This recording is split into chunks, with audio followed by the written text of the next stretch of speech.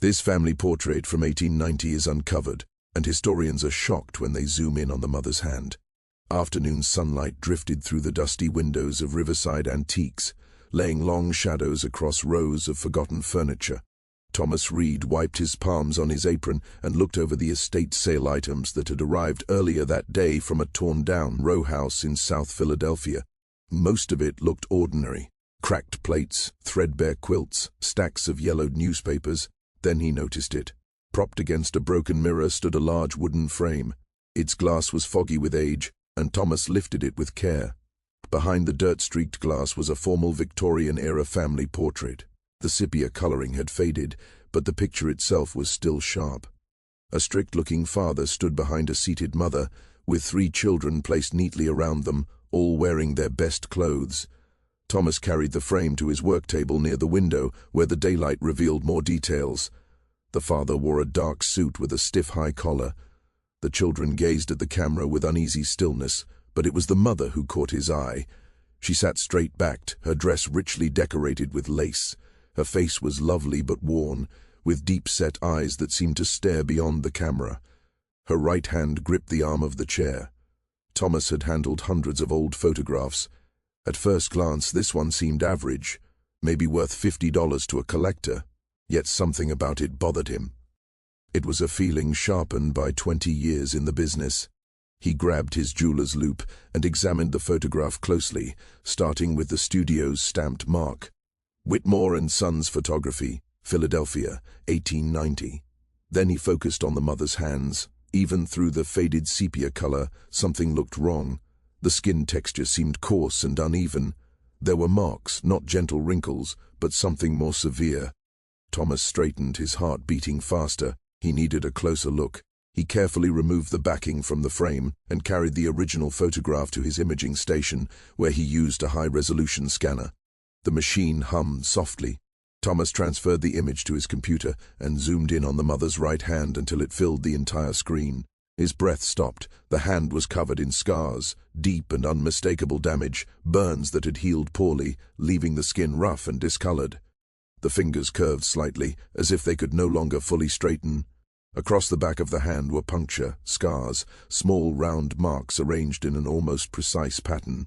Thomas leaned back, staring. In all his years he had never seen anything like it. The portrait was clearly meant to show the family at their best, yet the mother's hand told a story of suffering that clashed with the image. The next morning Thomas went to the Philadelphia City Archives, where centuries of records were kept in climate-controlled rooms. He had called ahead, and boxes of business directories and city records from 1890 were waiting. The reading room was silent. Thomas sat at a long wooden table, slowly turning fragile pages of an 1890 business directory. His finger moved down the list of photography studios until he found it. Whitmore and Sons, 1247 Chestnut Street, fine portrait photography, established 1878. He wrote down the address and then checked the city tax records. Whitmore and Sons had done well, paying significant taxes through the 1890s, before closing in 1903. The business records, however, were listed as destroyed in a fire in 1904. Thomas felt his first lead disappear. Without customer records, how could he identify the family? He leaned back, discouraged, when an archivist walked over.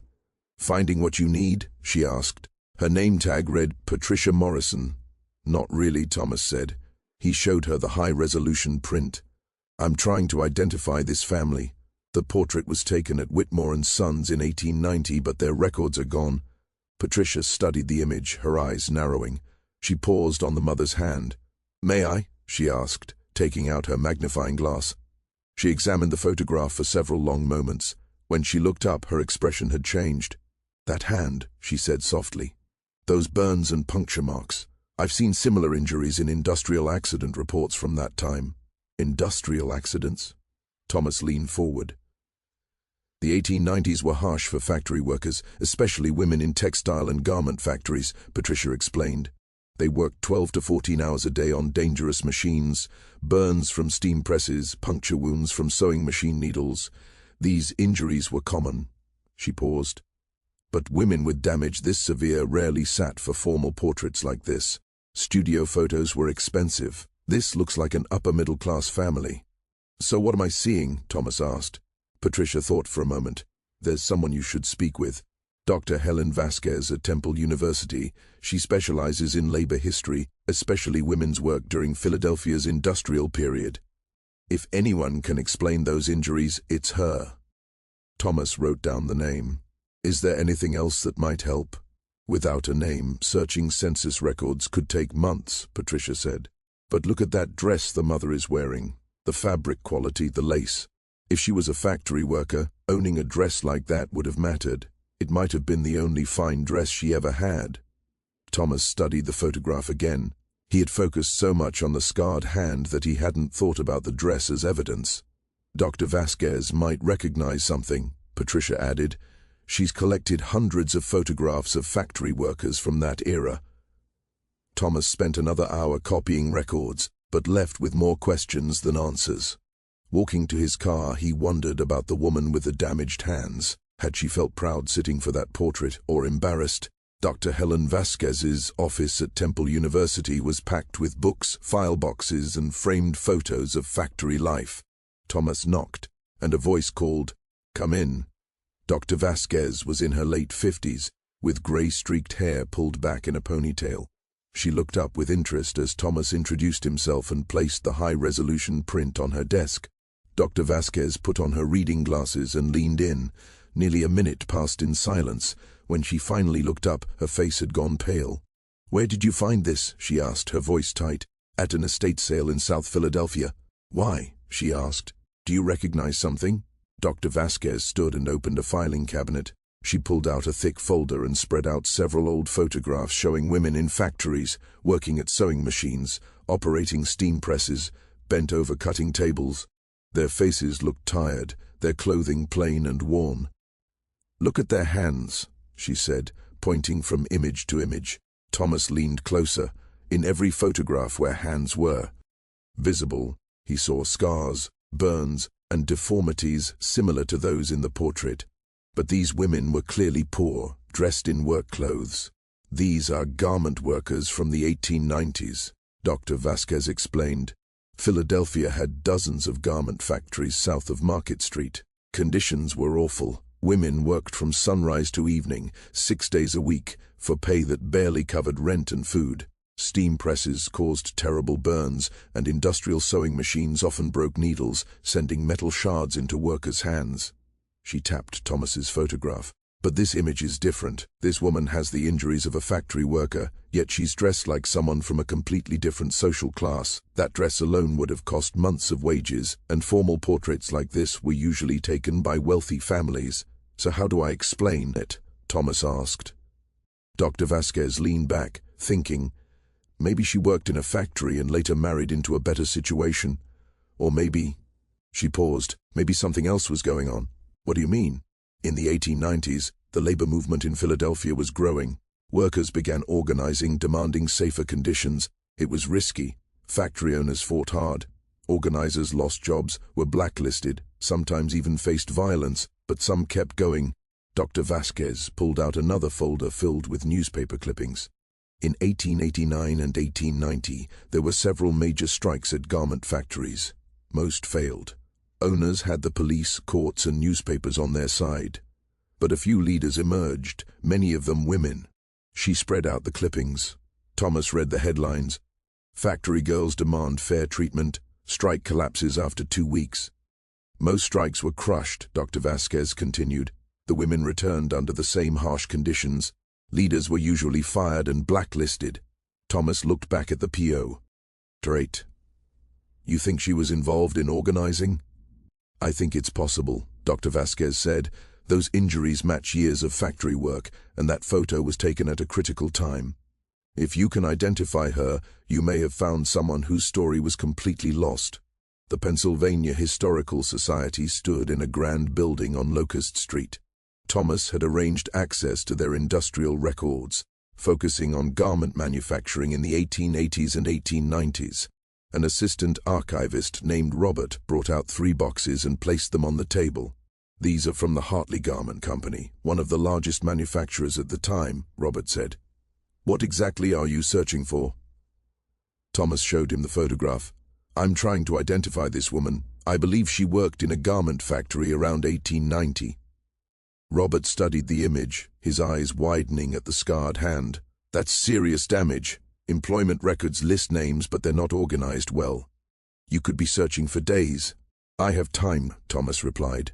He opened the first box and found ledgers filled with handwritten entries. Names, dates, wages, hours worked. One entry read, "Hired March 1887, steam press operator, $4.50 per week." The pay was shockingly low. Thomas calculated that $4.50 a week was far below what would be considered fair today, especially for 12-hour days, 6 days a week. After 2 hours, his eyes ached from reading cramped handwriting. He found several entries mentioning injuries. Sarah B., seamstress, injured March 1889, hand burned by press, unable to work 3 weeks, wages docked. These short notes revealed quiet cruelty. Women injured by dangerous machines, forced to work through pain or lose wages they could not afford to lose.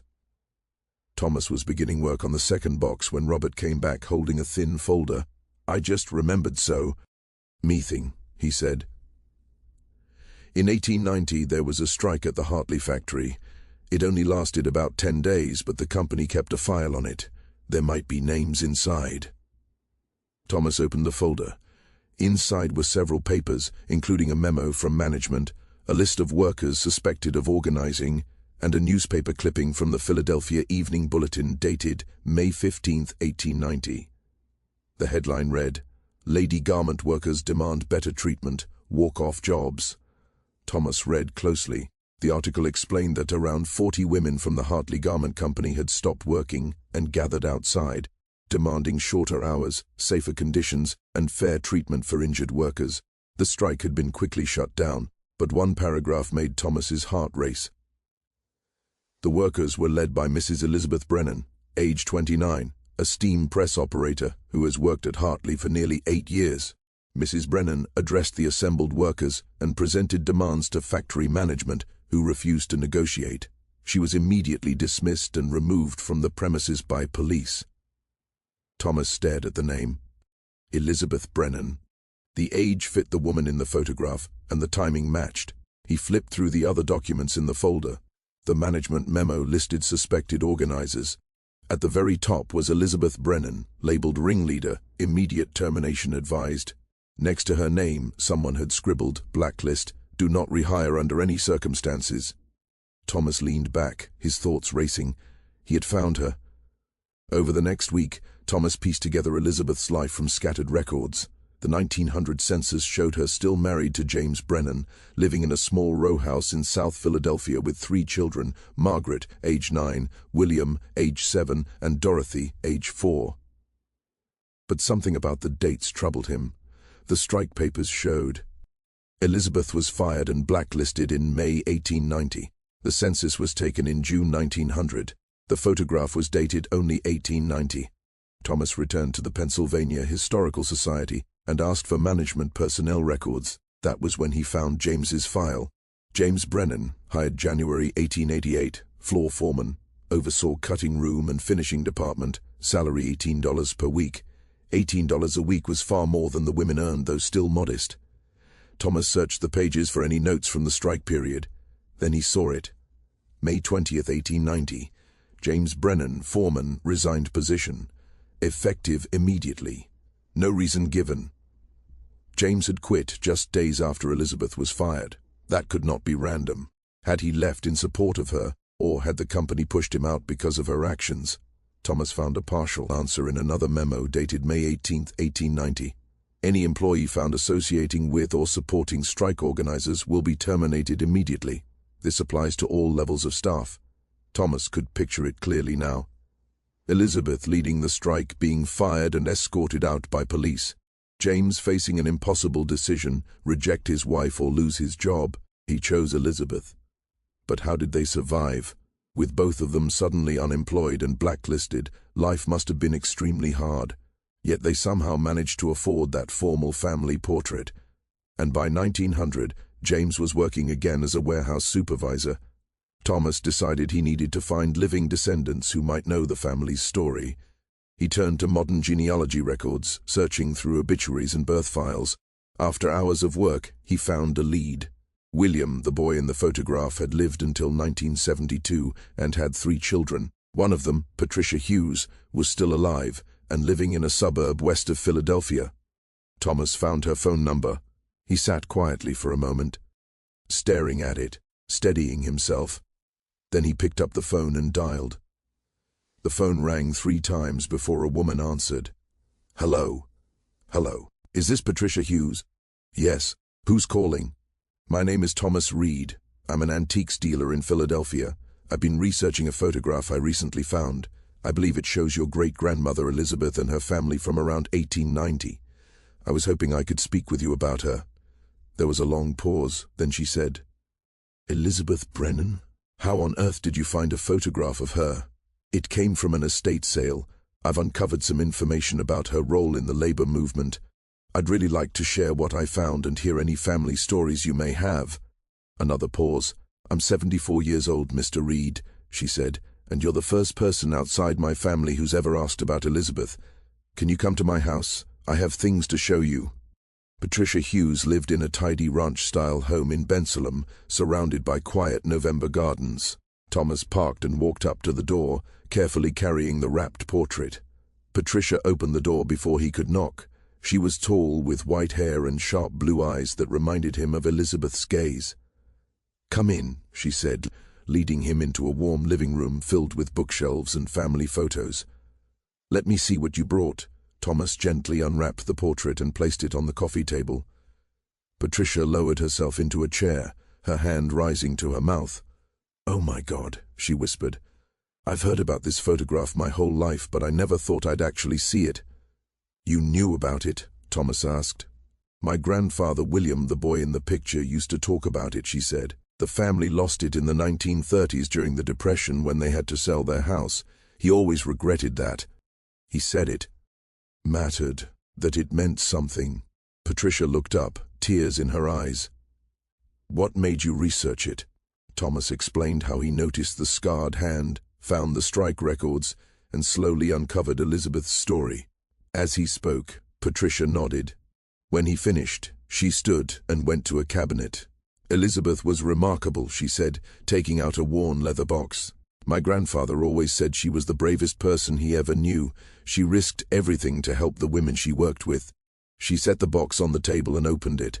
Inside were letters, papers, and old photographs. Patricia lifted out a small notebook covered in faded cloth.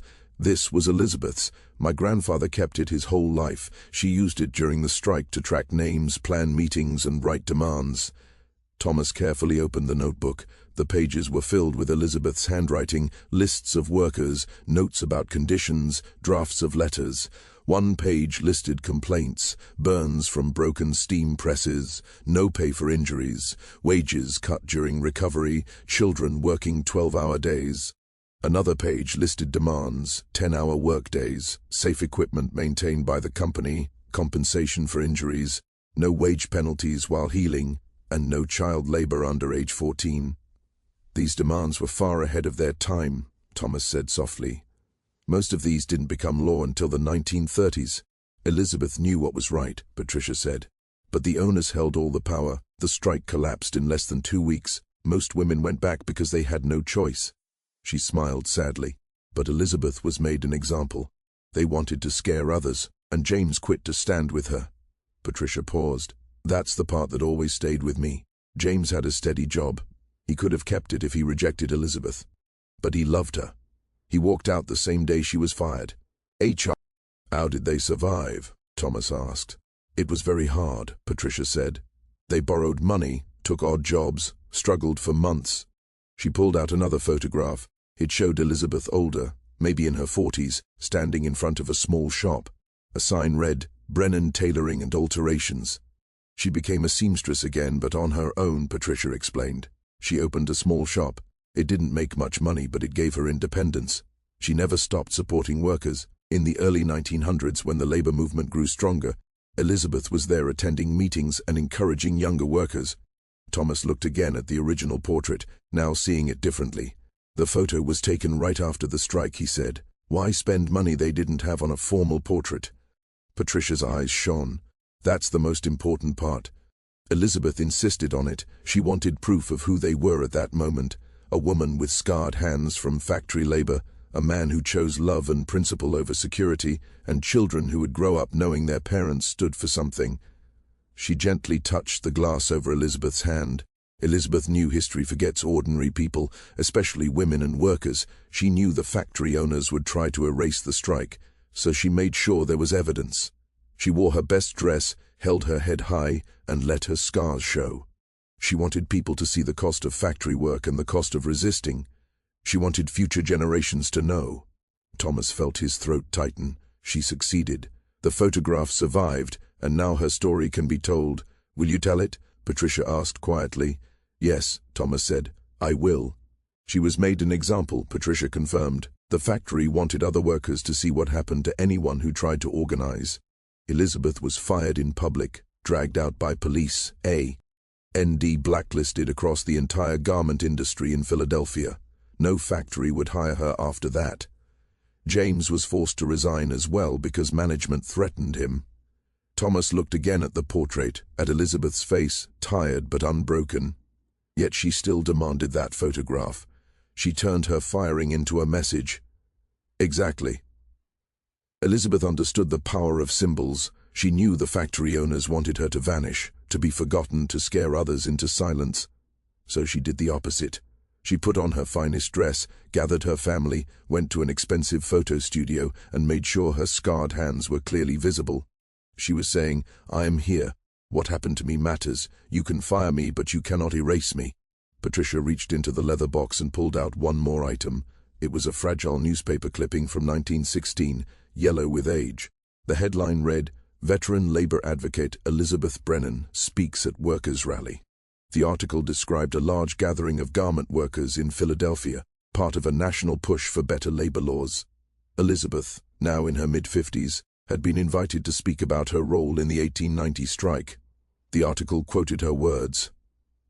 26 years ago, I stood outside a factory with 40 brave women and demanded what should have been our basic rights: safe workplaces, fair pay, dignity as human beings. We were defeated. We were fired, blacklisted, and threatened, but that day we planted a seed.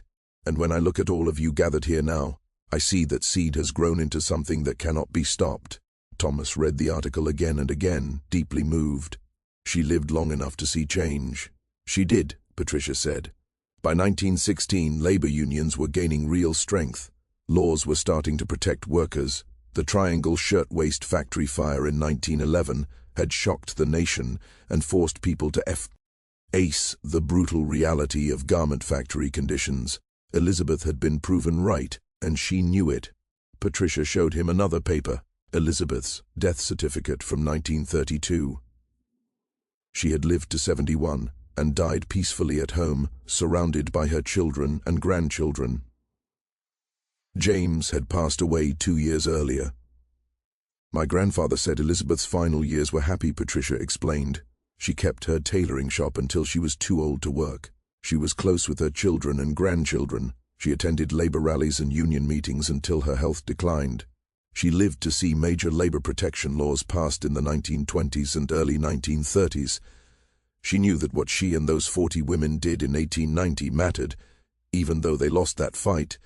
Thomas carefully organized the documents and photos Patricia had shared, writing detailed notes. What happened to the children? He asked. Did they follow her path? They did, Patricia said. Margaret became a teacher and was active in the teachers' union. William, my grandfather, became a labor lawyer who defended workers against employers.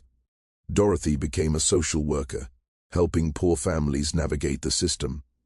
All three carried Elizabeth's values and spent their lives fighting for fairness. She would have been proud, Thomas said. Patricia nodded. My grandfather once said that the portrait you found was Elizabeth's most treasured possession. It showed the moment when she and James chose to stand for something bigger than themselves, even knowing it would cost them everything.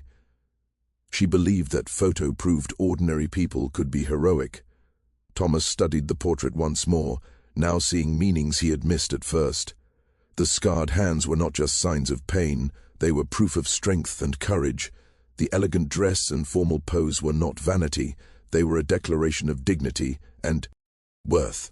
The tired but firm look on Elizabeth's face was not defeat. It was resolve. "What will you do with the photograph?" Patricia asked. "I want to donate it to a museum," Thomas said, "along with all the research and documents you've shared. Elizabeth's story deserves to be preserved and told. People should know what she did, what she gave up, and what she helped achieve." Patricia nodded, tears filling her eyes. That's exactly what she would have wanted. She spent her life making sure workers, especially women, would not be forgotten. "Now you're helping make that happen. Will you help me?" Thomas asked. "Will you work with me to tell this story the right way?" "Yes," Patricia said without hesitation. "Elizabeth was my great-grandmother, but her story belongs to everyone who has ever fought for justice. It should be shared." 6 months later, Thomas stood inside the Philadelphia Workers' History Museum, watching visitors move through the exhibition he and Patricia had created together. At the center was Elizabeth's portrait, carefully restored and softly lit, hung at eye level so visitors could see every detail, especially her scarred hands. Surrounding the portrait were displays with Elizabeth's notebook, strike documents, newspaper articles, letters, and photographs of garment workers from the 1890s. Interactive screens let visitors explore factory conditions, census records, and the wider history of labor organizing in Philadelphia. Patricia stood beside Thomas as a young woman read one of Elizabeth's letters. The woman wiped tears from her eyes. "She's really feeling it," Patricia whispered. "So many people are," Thomas said. He had not expected such a response. Thousands had visited in the first month. Teachers brought school groups. Labor unions held events at the museum. Local news covered the story, and it spread online. The image of Elizabeth's scarred hands had become a powerful symbol. A middle-aged man approached them. "Are you the ones who created this exhibition?" "Yes," Thomas said. "Thank you," the man replied, his voice thick with emotion. "My grandmother worked in garment factories in the 1920s. She rarely talked about it, but her hands looked a lot like this woman's. Seeing this helps me understand what she went through. It makes me proud of her." After the man walked away, Patricia turned to Thomas. "This is what Elizabeth wanted," she said. "She wanted people to remember, to understand, and to honor the workers whose labor built this country, but whose stories were lost." Thomas nodded. During months of research, he had felt a growing connection to Elizabeth, though she had died long before he was born. Her courage, her determination, her refusal to disappear had changed how he saw history and his own work. Nearby, a young girl, maybe 10 years old, stood staring at the portrait. She turned to her mother and asked, why did she show her hurt hands in the picture? Wasn't she embarrassed? Her mother read the text beside the portrait, then knelt down. She showed her hands because she was proud, she said. She wanted people to know she worked hard, that she stood up for what was right, and that her life mattered. She wasn't ashamed. She was brave. The girl looked again at Elizabeth's face. She looked strong, she said. She was strong, her mother replied. Thomas felt a tightness in his throat. That girl would remember this moment. She would remember Elizabeth's story. Maybe one day it would inspire her to stand up for what she believed in, to fight for fairness, to refuse to be silenced. Patricia gently squeezed Thomas's hand. Elizabeth isn't forgotten anymore, she said quietly. Because of you, her story will live on. Because of both of us, Thomas said, and because of Elizabeth. Herself, who had the courage to leave proof behind, who demanded that portrait even when she had almost nothing, who refused to fade away. They stood together in the museum, watching visitors engage with Elizabeth's life. The photograph Thomas had once found among old estate sale items had become something far greater.